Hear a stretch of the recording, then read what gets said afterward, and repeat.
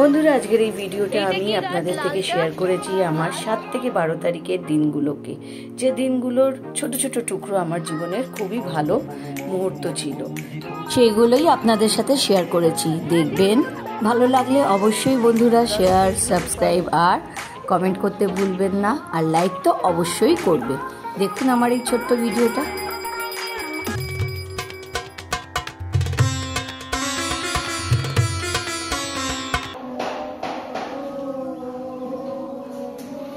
নমস্কার বন্ধুরা, কেমন আছেন আপনারা সবাই?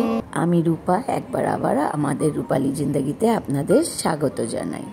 তো 7 তারিখ আর শুক্রবার বন্ধুরা, আর আমি আছি আমার পরশমণিতে। 3:30 বেজে গেছে, এদের প্রার্থনা শুরু হয়ে গেছে, এরপরে তো ক্লাস শুরু করব। এরা এই সময় বাইরে মাঠে মাঠে খেলে বেড়ায়, তো এটা না খেলে আমরা এই পরশমণির 4 দেয়ালের ভেতরেই এদেরকে আটকে রেখে একটু পড়াশোনার সুযোগটা দিই, নিজেরা পড়াই, এতে যেগুলোতে অসুবিধা হয় সেইগুলো দেখিয়ে দিই। মূল্যবান পড়াশোনাটাকে যাতে এরা অবহেলা না করতে পারে তারই আমরা ছোটোখাটো চেষ্টা করি। আর এদেরকে পুষ্টিগত রোজই আমরা টিফিনটা দিই, যেমনি ডাক্তারবাবু বলেছেন যে ডিমটা এদের কম্পালসারি দিতে হবে, কারণ অনেক বাচ্চাই অপুষ্টিতে ভোগে, তো সেই জন্য ডিমটা আর দুধটা এদের কম্পালসারি দেওয়া হয়। এর সাথে হরলিক্স, কেক এইগুলো থাকে। আজ রবিবার আর আজকে বিশেষ বিশেষ কাজ নিয়ে বসে গেছি। চলুন বন্ধুরা, সকালের বাজে 10টা, আর এই সকালবেলা থেকে আমি এখন মেথি শাক ছাড়িয়ে রাখছি। কালকে সোমবার, তো সোমবারে আমরা ভেজ খাই, আর এরপরে আমি ছাড়াবো মোচা। চলুন ওই কাজটা তাড়াতাড়ি করে নিই, তারপরে একটু ভাবছি আজকে একটু হাটে যাব আবার। আমার ছেলে চলে এসেছে বন্ধুরা, ঘড়ির কাঁটা তো 10:30 দেখাচ্ছে, আর এখন আমরা রেডি। চলুন আজকে আরেকবার হাটে যাই। হাট থেকে একটা টপ কেনার ছিল। লেবু গাছটার অনেকই দুরবস্থা রয়েছে বন্ধুরা, লেবু গাছটাকে ঠিক করতে হবে। হয়তো আমি অত বাগবানি জানি না, মানে গাছের কাজ করতে আমি অত ভালো পারি না, তবে টপ পাল্টাতে আমার পক্ষে সম্ভব আছে। তো চলুন আমি সেই টপ কিনতেই যাচ্ছি, কিন্তু মাটির টপ কিনবো না, কারণ ওইখানে ঝুলবে, তো মাটির টপ ভারী হয়, তো সেই জন্য প্লাস্টিকের টপ কিনবোই ভেবেছি। পাখিরা কি সুন্দর খেলে গাছের ভেতরে, ওরা একটুখানি গাছ পেলে খুব খুশি হয়।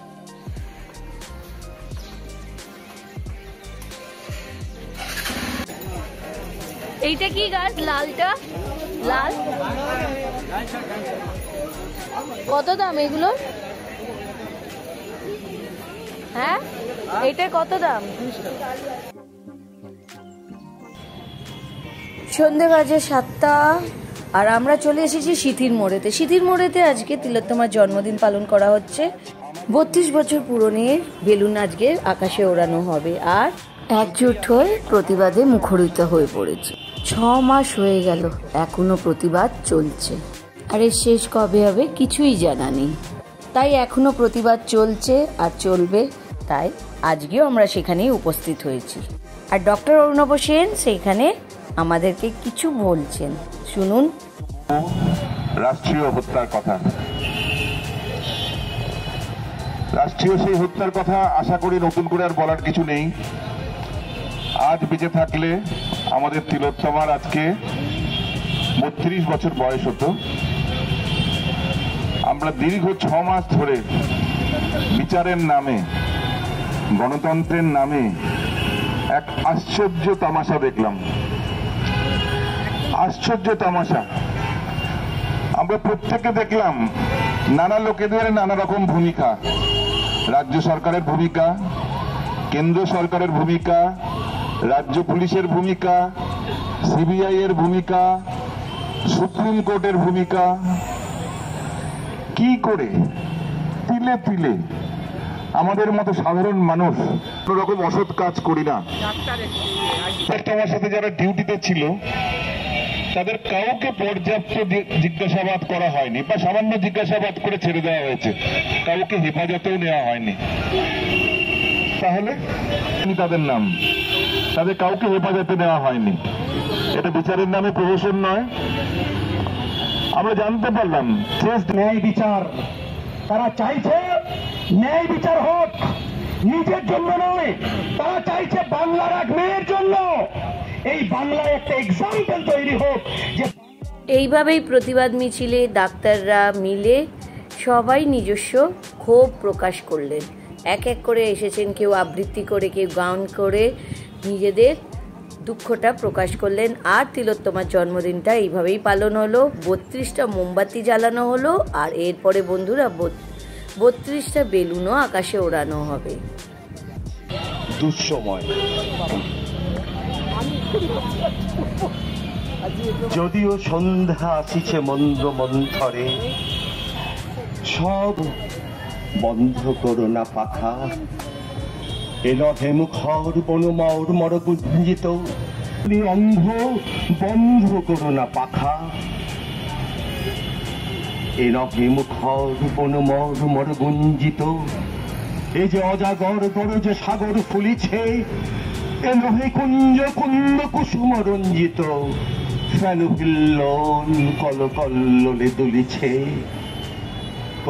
শুধু ডক্টর অরুণবই নয়, এই যুদ্ধেতে যারা যারা নিজেদের যোগদান করেছেন তারা সকলেই কিছু না কিছু নিজেদের বক্তব্য রেখেছেন আর নিজেদের রাগটাকে, ক্ষোভটাকে এইভাবে প্রকাশ করেছেন। এই সাথেই গান আর আবৃত্তিতেও ভরিয়ে দিয়েছে।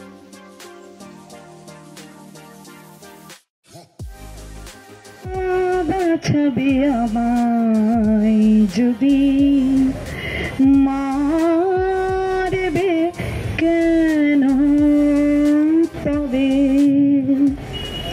না বাঁচাবে আমায় যদি, মারবে কেন তবে, কিসের পরে কলরবে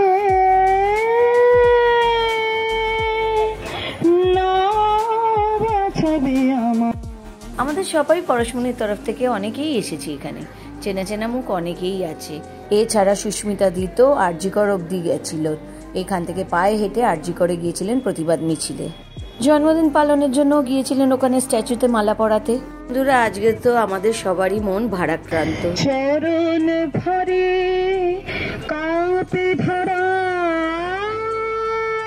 অগ্নিবনে পুঞ্জে ভরা, চরণ ভরে কাঁপে ধরা জীবন দাতা মেতেছ যে। সত্যি তিলোত্তমার জন্মদিনের সন্ধেবেলাটা গানেতে, প্রতিবাদেতে মুখরিত হলো সিথির মোড়।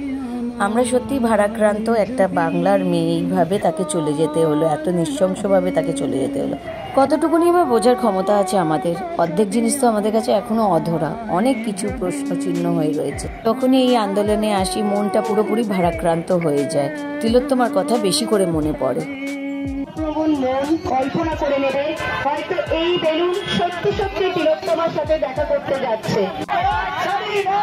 তিলোত্তমা ভয় নাই, আমরা পথ ছাড়ি নাই। তিলোত্তমা ভয় নাই, আমরা পথ ছাড়ি নাই। তিলোত্তমা ভয় নাই, আমরা পথ ছাড়ি নাই। তিলোত্তমা ভয় নাই, আমরা পথ ছাড়ি নাই। দেখো চারটার সাথে মিলে গেছে।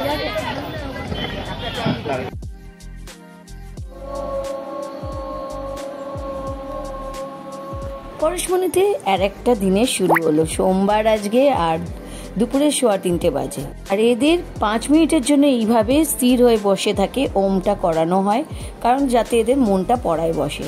পড়াশোনা শেষ হয়ে গেছে আর টিফিনের জন্য লাইন পড়ে গেছে। এবার এদের তো আজকে একটা ফ্যামিলি টিফিন দিয়ে গেছে, খুব ভালো খাবার দিয়েছে আশা করি। মিও আমিরও থেকে প্যাকেট এসেছে, আর বাচ্চারাও খুব উত্তেজিত।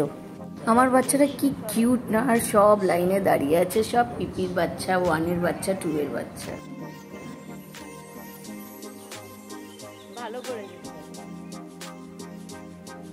আজ তো বন্ধুরা 12 তারিখ, আর আজকে তো পূর্ণিমা, তাই সত্যনারায়ণের পুজো রাখা হয়েছে বাড়িতে। দেখুন ছোট করে আয়োজন করা হয়েছে সত্যনারায়ণের।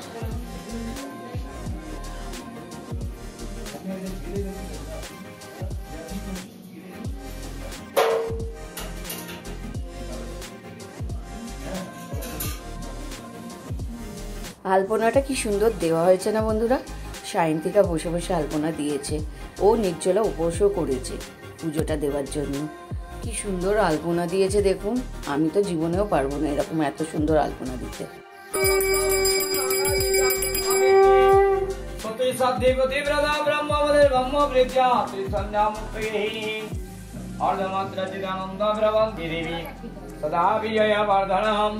শান্তিং গুরু কলামণি নারায়ণ নমস্তুতে। ওম নমঃ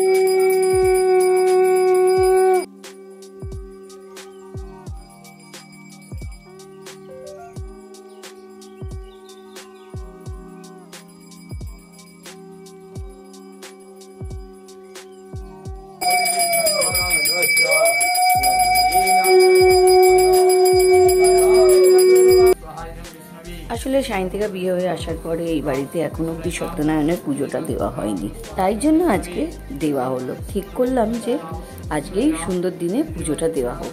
আয়োজনটা খুবই ছোট করে করা হলো বন্ধুরা। পুজোটা খুব সুন্দরভাবে হচ্ছে আর হোমের আগুনটা উপর দিকে উঠছে, পুরো ঘর গম গম করছে। একটা ধূপ ধুনোর গন্ধ তো সত্যিই অপূর্ব লাগে।